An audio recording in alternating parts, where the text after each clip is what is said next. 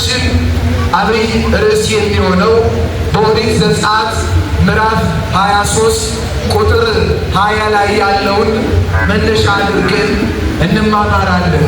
ቃሉ እንዲህ ይላል፣ በመንገድ ይጠብቅ ዘንድ ወዳዘጋጀሁትም ስፍራ ያገባ ዘንድ እነሆ እኔ መልአኬን በፊት እሰዳለሁ ይላል እግዚአብሔር ቃል። በመንገድ ይጠብቅ ዘንድ ወዳዘጋጀሁትም ስፍራ ያገባ ዘንድ እነሆ መልአኬን በፊት እሰዳለሁ ይላል። እግዚአብሔር አምላክ ነው። በመንገዳችን መልአኩ ቅዱስ ዑራኤል ቅዱሳን መላእክት ይጠብቁን ዘንድ ወዳዘጋጀልን ርስት ገነት መንግሥተ ሰማያት በሰው ዓይን ያልታየች በሰው ጆሮ ያልተሰማች በሰው ሕሊና በሰው ልብ ያልታሰበች ርስት ገነት መንግሥተ ሰማያትን ያስገቡን ዘንድ ይራዱን ዘንድ መልአኬን በፊት እሰዳለሁ ይላል። ኦሪት ዘጸአት ምዕራፍ 23 ቁጥር 20 ላይ የሚገኝ ቃል ነው። ምናልባት ዝናቡ ተመልሶ ቢመጣ እንኳን ወቅቱ የዝናብ ወቅት ነውና እግዚአብሔር ቸር ስለሆነ ከቸርነቱ የተነሳ በዝናብ አብቅሎ በፀሐይ አብስሎ የሚመግብ ስለሆነ እንዳታማርሩ። አዘጋጆችም በዚህ ፕሮግራም ላይ የታደምን ምዕመናንም ወቅቱ ስለሆነ በጸጋ መቀበል አለብን። እግዚአብሔር የሰማይ መስኮትን ከፍቶ ዝናብን ካላዘነበ የምንበላው አይኖረንም። እግዚአብሔር የሰማይ መስኮትን ከፍቶ ዝናባትን ካላዘነበ የምንጠጣው አይኖረንም። ዝናብን የሚሰጥ እግዚአብሔር ስለሆነ ልበ አምላክ ቅዱስ ዳዊት በዳዊት መዝሙር 146 ላይ እንዲህ የሚል ቃል ይናገራል። ከቁጥር 8 ጀምሮ መዝሙር 146 ቁጥር 8 ላይ እንዲህ የሚል ቃል ስለ ዝናባት ተጽፏል። ሰማዩን በደመናት ይሸፍናል ይላል። ሰማዩን በደመናት ይሸፍናል፣ ለምድርም ዝናብን ያዘጋጃል ይላል። ለጊዜው ምድር ለተባለች ለዚች ግዙፍ ለሆነች ምድር ሳር ቅጠሉ እንዲበቅል፣ የተተከለው እንዲጸድቅ፣ የተዘራው እንዲበቅል ለምድር ዝናብን ያዘጋጃል አለ። ፍጻሜው ግን ሀዳሪ በማኅደሩ ይጠራልና በምድር ምድራውያን ለተሰኘን ለእኛ ለሰው ልጆች ለፍጡራን ለእንስሳት ለአራዊት ለምድር ዝናብን ያዘጋጃል ይላል። እግዚአብሔር በቸርነቱ ይህንን ምድር በዚች ምድር ላይ ዝናብን ስላዘጋጀ የሰማይ መስኮትን ከፍቶ ዝናብን ስላዘነበ ልናመሰግነው ይገባል። እስኪ ፈጣሪያችሁን አመስግኑ እንጂ በዝናብ መማረር የለብንም። እኔ ሰሞኑን ከአዲስ አበባ ውጭ ነበርኩኝ። ዝናብ 95% የለም ማለት ይቻላል። በገጠሩ ክልል ከከተማ ውጭ ዝናብ አጥተው አባቶች ያዝናሉ፣ ያለቅሳሉ፣ ምህላ ተይዟል። በእኛ የዘነበው ዝናብ በገጠሩም እርሻ ባለበት ስፍራ ላይ እህል በተዘራበት ስፍራ ላይ እንዲበቅል አብዝተን ልንጮህ አብዝተን ልናለቅስ ይገባል ነው። ይህ ዝናብ እንደሚዘንበው ደግሞ የእግዚአብሔር ቃልም ልክ እንደ ዝናብ እንዲህ ባለ በዓለ ጉባኤ ቤተ ክርስቲያን በምክንያት በዓላትን ምክንያት አድርጋ ልጆቿ ክርስቲያኖች በ40ና በ80 ቀን ከአብራከ መንፈስ ቅዱስ ከማዕፀነ ዮርዳኖስ ከቅድስት ቤተ ክርስቲያን የተወለዱ ልጆቿ ከቃለ እግዚአብሔር እንዳይለዩ የወደቁ እንዲነሱ የረከሱ እንዲቀደሱ ንስሐ እንዲገቡ ቃሉ ያንጻል።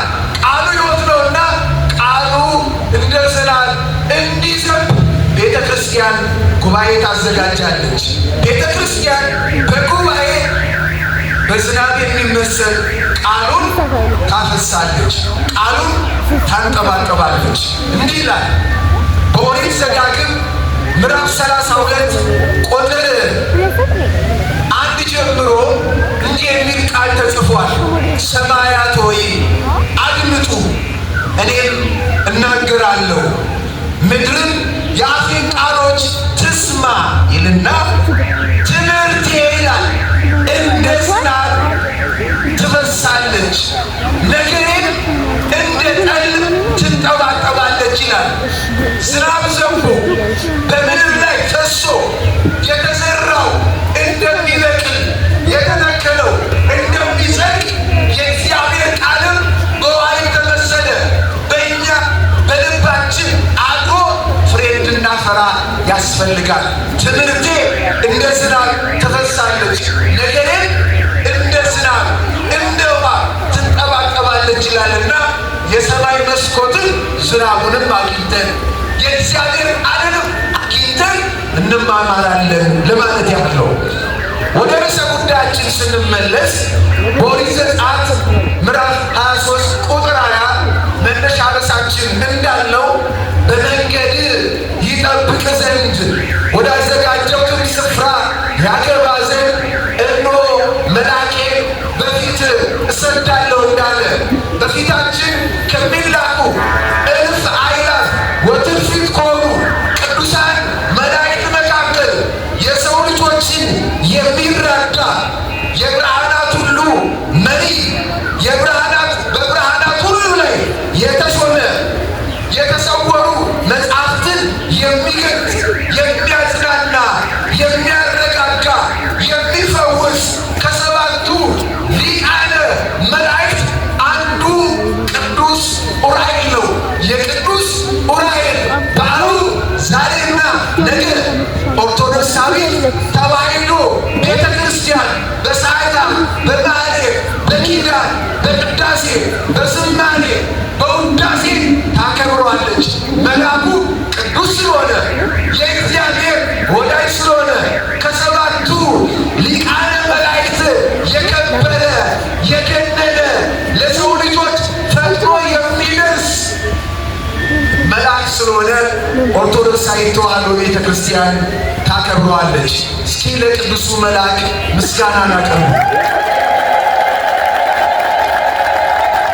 የእግዚአብሔር ቃል እንዲህ ይለናል በመጽሐፈ ሄኖክ ምዕራፍ 6 ቁጥር 1 ላይ የዚህ ገናና ብርሃናዊ ኃያል መልአክ እውቀትን ጥበብን የሚገልጽ በጨለመብን ጊዜ ብርሃንን የሚሰጥ ከመከራ ሥጋ ከመከራ ነፍስ የሚጠብቅ በስደታችን የሚጎበኘን መልአክን ሄኖክ በመጽሐፉ እንዲህ ይለዋል።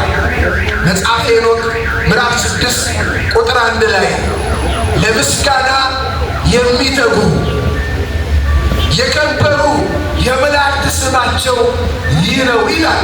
መላእክት ለምስጋና ስለሚተጉ ከከበሩ መላእክትም አንዱ ዑራኤል በመብረቅና በነጎድጓድ ላይ የተሾመ ነው ይላል። ማዕረጉን ሲገልጽ ከከበሩት ከሰባቱ ሊቃነ መላእክት መካከል በነጎድጓድና በመብረቅ ላይ ከተሾሙት መካከል አንዱ ዑራኤል ነው ይላል። ቅዱስ ዑራኤል ሹመቱ እውቀትን ጥበብን መግለጥ ነው። በብርሃናት ላይ በነጎድጓድ ላይ በሰው ልጆች ላይ የተሾመ ታላቅ መልአክ ነው። ይሄንን ቅዱስ መልአክ ቤተ ክርስቲያናችን ዛሬ ነገ በ21 ሐምሌ 21 እንደዚሁም ሐምሌ 22 በነገው ዕለት በደማቅ በዓል ስለሱ እያወሳች ስለሱ ቅዱሳት መጽሐፍት አስራው መጽሐፍ አዋልድ መጽሐፍ መጽሐፍ ቅዱስ ድርሳነ ዑራኤል እየተረጎመች ኦርቶዶክሳዊት ተዋሕዶ ቤተ ክርስቲያን ታስተምራለች።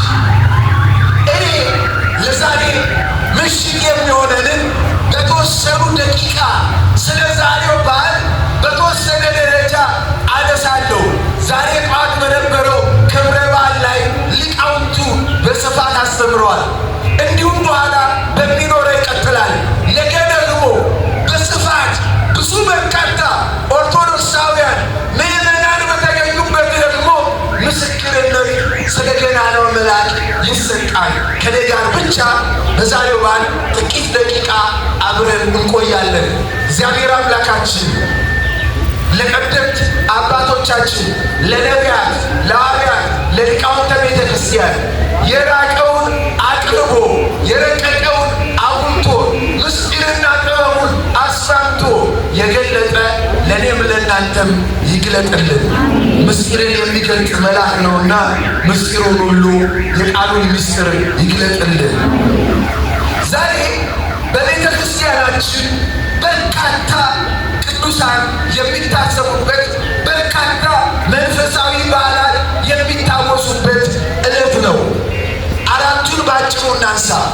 የመጀመሪያው ሐምሌ 21 ቀን የሚከበረው የእናታችን የእመቤታችን የንጽሕተ ንጹሐን የቅድስተ ቅዱሳን እግዚአብሔር ዘርን ባያስቀርልን ኖሮ እንደ ሰዶም በሆንን እንደ ገሞራም በመሰልን ነበር የተባለው ነቢያት የመሰከሩላት የምስጢር መዝገብ የመዳናችን ምክንያት የሕይወት ምግብን የሕይወት መብልን የሕይወት መጠጥን የሰጠችን የእናታችን የእመቤታችን የቅድስት ድንግል ማርያም ዓመታዊ በዓሏ ነው።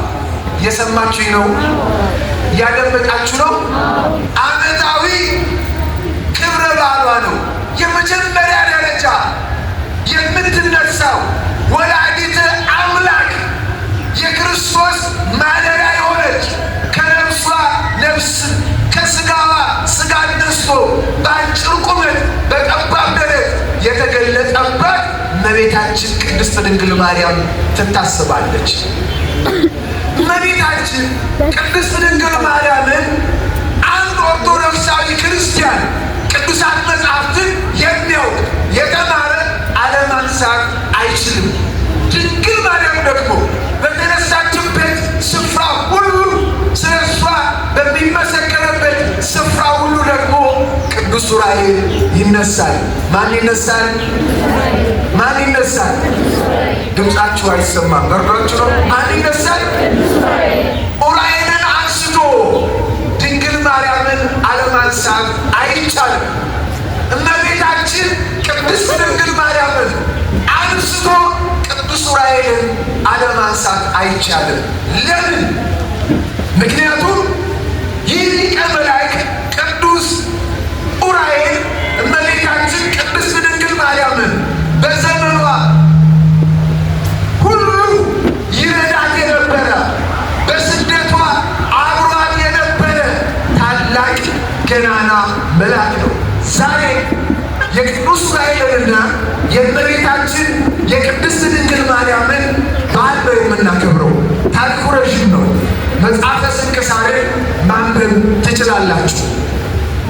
እመቤታችን ቅድስት ድንግል ማርያምን ሊቀ መላእክት ቅዱስ ዑራኤል በዛሬው ዕለት በአጸደ ሥጋ በአጸደ ነፍስ ሳይሆን በአጸደ ሥጋ ነጥቆ በትከሻው ተሸክሞ በብርሃን ክንፉ አልፎ ወደ ገነት ይዞ የሄደበት ዕለት ነው።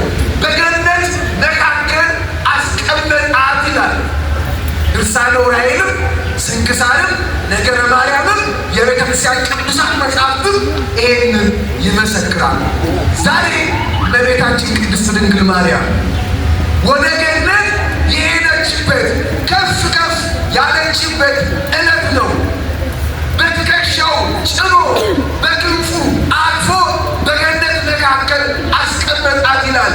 በዚያም ከአዳም ጀምሮ የነበሩ አባቶቻችን እመቤታችንን ቅድስት ድንግል ማርያምን ሲመለከቱ ወደቁ፣ ሰገዱላት፣ አብዝተው ደግመው ደጋግመው አመሰገኗት ይላሉ።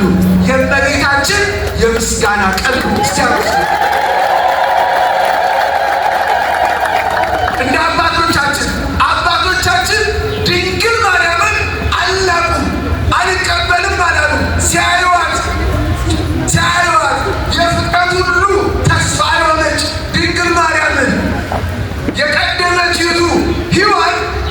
ሲኦል እንዲወርዱ ምክንያት የሆነቻቸው። ሁለተኛይቱ ሔዋን ከሲኦል እንዲወጡ መውጫ ስለሆነች በመጀመሪያይቱ ሔዋን ተፈረደባቸው። በሁለተኛይቱ ሔዋን ደግሞ በድንግል ማርያም ነፃ ወጡ። ስለዚህ ሲያዩዋት ሰገዱ፣ ደስ አላቸው። በፍጹም ደስታ የጸጋ ስግደት ወላዲተ አምላክ ነችና የመዳን ምክንያት ነችና አመሰገኗት። ሲደግማቸው አመስግኑ። ይህ የሆነበት ዕለት ነው። መልአኩ እርሷን የወሰደበት የነጠቀበት በገነት እጽዋት መካከል ያኖረበት ዕለት ነው። ለእመቤታችን ለቅድስት ድንግል ማርያም የሰው ዘር ብቻ ሳይሆን በዛ የነበሩ ይላል መጽሐፍ እንደሚናገር እጽዋት ሁሉ አመስግነዋታል። ምን አድርገዋታል? አመስግነዋታል። ይህ የምስጋና ቀን በቤተ ክርስቲያናችን የሚገለጥበት የሚታወቅበት ዕለት ነው። ታላቁ የቤተ ክርስቲያናችን አባት በዘመናችን የነበሩት ሊቀ ሊቃውንት አለቃ እያሌው ወላዲተ አምላክ በኢትዮጵያ በሚለው መጽሐፋቸው ላይ ይህንን ታሪክ በስፋት ይተርካሉ። እመቤታችን በስደቷ ወቅት ይላሉ፣ በስደቷ ወቅት ግብፅ ብቻ ሳይሆን ወደ ኢትዮጵያ መጥታለች። እመቤታችን ቅድስት ድንግል ማርያም ልጇ ጌታችን መድኃኒታችን ኢየሱስ ክርስቶስን ይዛ ጠባቂው አሳዳጊው በሥጋ ያልወለደው በመንፈሱ አባት የነበረው አረጋዊው ዮሴፍ፣ የዮሴፍ ልጅ ደግሞ ሰሎሜ አንድ ላይ ሆነው ሲሰደዱ በስደት ያልተለየው ይህ መልአክ ቅዱስ ዑራኤል ነበር። ከግብፅ ወደ ኢትዮጵያ እንድትመጣ የጠቆመ የተራዳ መንገድ ያሳየ ኢትዮጵያን እንድትባርክ የነገራት ማን ነው ቢባል ቅዱስ ዑራኤል ነው። ቅዱስ ዑራኤል የኢትዮጵያ ወዳጅ ነው። የማን ወዳጅ ነው? የማን ወዳጅ ነው?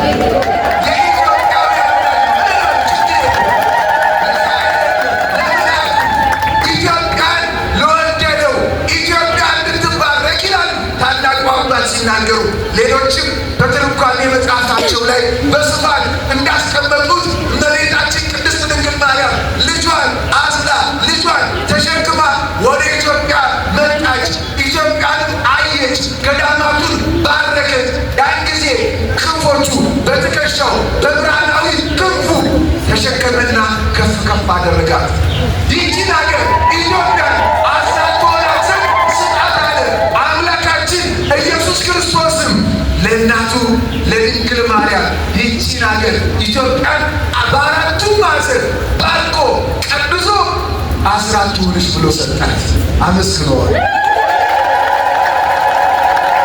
ሀገራችን ኢትዮጵያ፣ ሀገራችን ኢትዮጵያ፣ ኢትዮጵያ እጆቿን ወደ እግዚአብሔር ትዘረጋለች የተባለችውን ሀገረ እግዚአብሔር ኢትዮጵያ ለድንግል ማርያም ለማንም አይደለም አስራት ሆና እንድትሰጥ ምክንያት የሆነ ይህ ብርሃናዊ መልአክ ቅዱስ ዑራኤል ምክንያት የሆነ አባት ስለሆነ እንወደዋለን፣ እናከብረዋለን። ለእኛ ለኢትዮጵያውያን በሐዘን ጊዜ እንድንረጋጋ፣ ተስፋ በቆረጥን ጊዜ እንድንጽናና፣ በጨለመብን ጊዜ ብርሃን እንዲሆንን፣ ምድር ተከፍታ ልትውጠን በደረሰች ጊዜ የሚያጽናናን ገናና መልአክ ለሰጠን ለፈጣሪያችን ለአምላካችን ለእግዚአብሔር ክብር ምስጋና ይሁን።